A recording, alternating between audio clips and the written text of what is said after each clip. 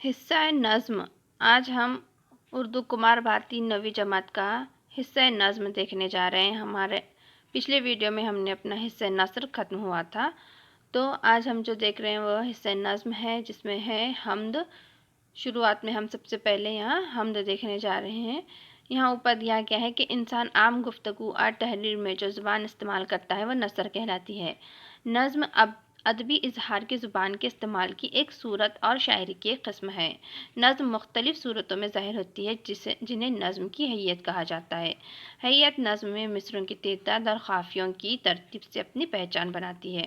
نظم کی واضح پہچان یہ بھی ہے کہ اس کا ایک عنوان ہوتا ہے، اسے حصے کی نظم، حمد، ایکتا کی آواز، میرا سفر وغیرہ۔ بعض نظمیں اپنے موضوعات سے بھی پہچانی جاتی ہے، جیسے غزل، قصیدہ، مرثیہ، مثنوی وغیرہ، جن کے بارے میں آپ پڑھیں گے۔ یعنی ہم آج حصہ نظم دیکھنے جا رہے ہیں، جس میں کیا ہوتا ہے کہ حصہ نظم یہ ایک شاعری کی قسم ہے جس میں مختلف صورتوں کو ظاہر کیا جاتا ہے۔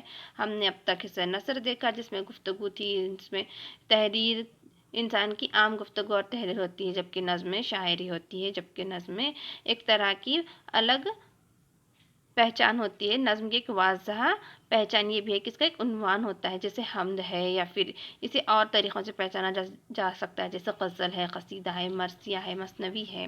ان تمام یہ نظم کی قسمیں مانی جاتی ہیں۔ یہاں جو ہم دیکھ رہے ہیں نمبر 1 یہاں پر حمد ہے، جس کے شاعر ہیں جگن ناتھ آزاد، جس میں پہلی بات دی گئی ہے: ہم اپنے سروں پر اونچا آسمان اور اس میں چمکتے ہوئے سورج، چاند، ستارے دیکھتے ہیں، انہیں کس نے بنایا ہے؟ دن رات بدلتے ہیں، گرمی، سردی اور بارش کے موسم آتے جاتے ہیں، زمانے کے ان موسموں کو کون بدلتا ہے؟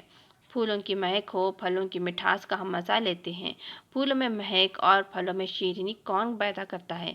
پھولوں پر منڈلاتی تتلیاں بھی ہمیں بھلی معلوم ہوتی ہیں، ان کے پروں میں رنگ کون بھرتا ہے؟ زمین پر بڑے بڑے پہاڑ کس نے بنائے؟ دریاؤں میں آب رواں، آسمان سے برستی بارش اور سمندر میں ہزاروں میل پھیلا ہوا پانی کس نے بنایا؟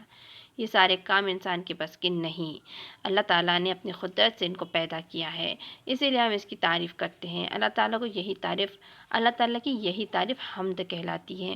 ان چیزوں کو دیکھ کر اللہ کی ذات پر یقین پختہ ہو جاتا ہے۔ کائنات میں پھیلی ہوئی بے شمار اشیاء کو دیکھ کر آدمی حیران ہوتا ہے، اور اسی حیرانی میں بے ساختہ اس کی زبان سے اللہ کی تعریف کرنے لگتی ہے۔ ذیل کی حمد میں شاعر حیرانی کے ساتھ قدرت کی نشانیوں میں خدا کے جلووں کو دیکھ رہا ہے۔ یعنی ہم جانتے ہیں کہ حمد یعنی کہ جس میں اللہ تعالیٰ کی تعریف بیان کی گئی ہو، اس کی توصیف بیان کی گئی ہو، حمد کہلاتی ہے۔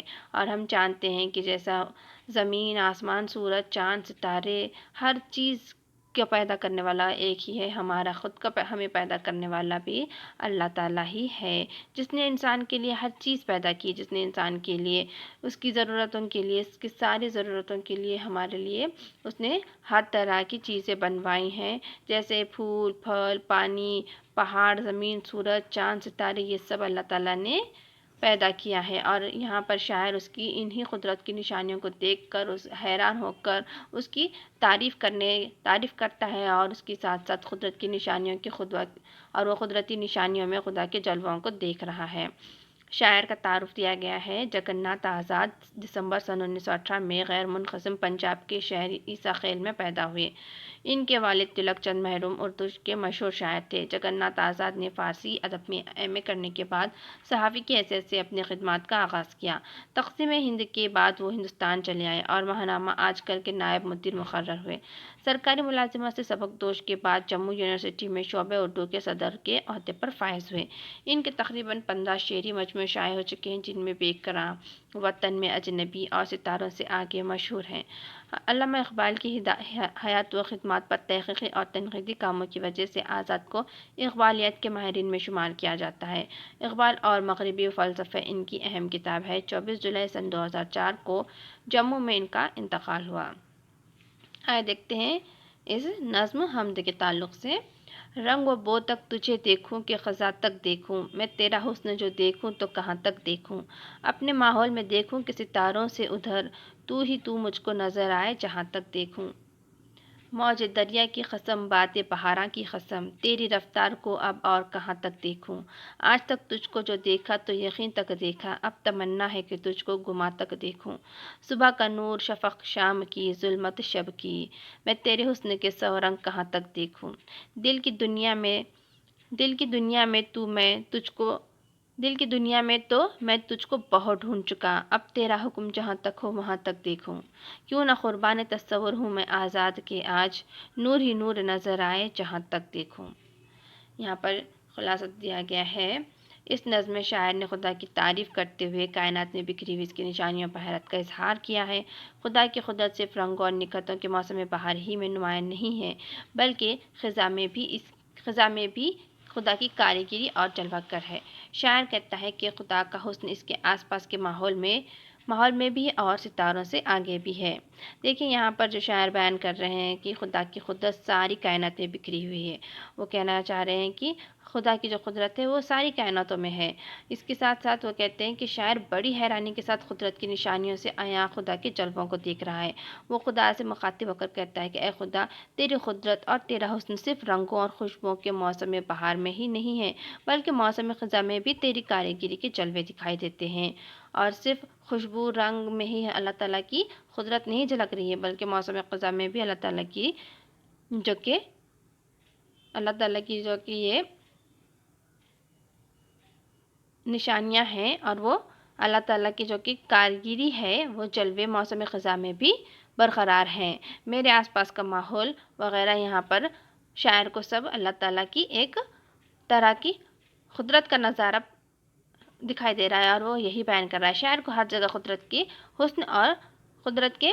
قدرت اور حسن کا جلوہ نظر آتا ہے۔ شاعر کہتا ہے کہ اے خدا، میں تجھے کہاں کہاں دیکھوں، دریاؤں کی موجیں، بہار کے موسم کے فرحت بخش ہوائیں، صبح کی روشنی، رات کا اندھیرا، شام میں نظر آنے والے شفق کے دلکش نظارے، گویا تیرا حسن ہر رنگ میں بکھرا ہوا ہے۔ شاعر یہاں کیا کہنا چاہ رہے ہیں کہ اللہ تعالیٰ کی جو بھی خوبی وہ بیان کر رہے ہیں، وہ اللہ تعالیٰ کی ہر ایک کائنات کی ہر ایک چیز میں وہ اللہ تعالیٰ کو ڈھونڈ رہے ہیں اور اللہ تعالیٰ کی خوبی کو بیان کر رہے ہیں۔ انہیں ان کا عکس دکھائی دیتا ہے، اس میں جلوہ گر ہیں، یہ بیان کر رہے ہیں اور کہتے ہیں کہ تیرا حسن جو کہ دریا کی موجوں میں، موسم بہار کی فرحت بخش ہواؤں میں ہے، صبح کی روشنی میں ہے، شفق کے دلکش کناروں میں ہے، نظاروں میں ہے، رات کے اندھیرے میں ہے، اور غرض ہے کہ تیرا ہر جگہ، یہاں پر اللہ تعالیٰ کو یہاں پر کیا کہہ رہے ہیں کہ ہر جگہ اللہ کا جلوہ ہے اور ہر جگہ یہاں پر اللہ تعالیٰ کی یہ جو قدرت کی نشانیاں ہیں اس میں اللہ تعالیٰ کا جلوہ گر ہے۔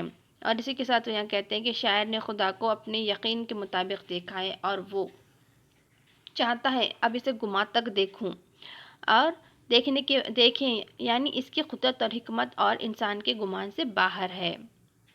شاعر یہاں کیا کہتے ہیں کہ اپنے فکر سے، خیال کے مطابق وہ اللہ تعالیٰ کی ذات پر یقین کریں۔ وہ چاہتے ہیں کہ اے خدا، میں نے تجھے اپنے یقین کے مطابق دیکھا اور اب میں یہ چاہتا ہوں کہ میں تجھے گما تک دیکھوں۔ میں جانتا ہوں کہ تیری قدرت اور حکمت میرے گمان سے باہر ہے۔ اور گویا شاعر خدا کو اس کی عظمت کے ساتھ دیکھنا چاہتا ہے۔ شاعر نے خدا کو اپنے دل کی دنیا میں دیکھا ہے، لیکن اب وہ اسے وہاں تک دیکھنا چاہتا ہے جہاں تک خدا کا حکم چلتا ہے، اور خدا کا حکم کائنات کے ہر ذرے پر چلتا ہے۔ شاعر خدا کی عظمت کے اس تصور پر قربان ہو جانا چاہتا ہے جس کے سبب اس کے کائنات کے ہر ذرے میں خدا کی کاریگری اور حسن دکھائی دیتا ہے۔ یہاں شاعر کیا کہہ رہے ہیں کہ میں جانتا ہوں کہ تیری قدرت اور حکمت جو کہ میرے گمان سے باہر ہے، لیکن میں تیری قدرت کی حدوں کا گمان بھی نہیں کر سکتا، پھر بھی میری خواہش ہے کہ میں تجھے تیری ساری عظمتوں کے ساتھ دیکھنا چاہتا ہوں۔ میں تجھے اپنے دل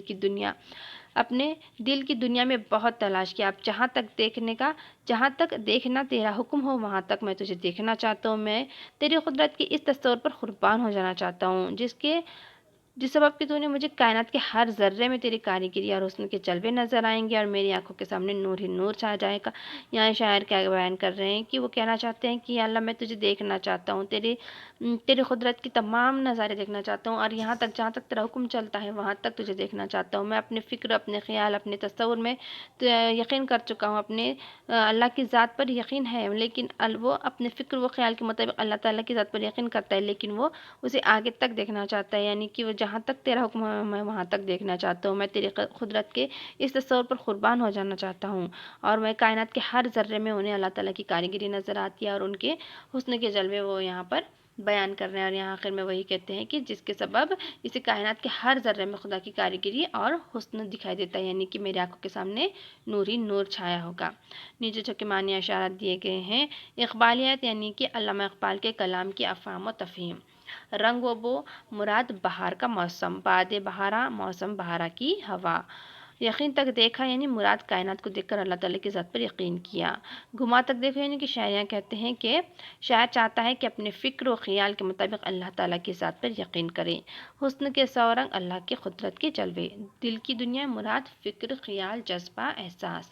تو آج ہم نے یہاں نظم نمبر 1 حمد کو دیکھا ہے، اور ہم اپنے اگلے ویڈیو میں اگلے نظم کو دیکھیں گے اور اسی کے ساتھ اس کے سوال و جواب بھی دیکھیں گے۔ تو ہمارے چینل کو سبسکرائب کریں اور ویڈیو کو شیئر اور لائک کریں۔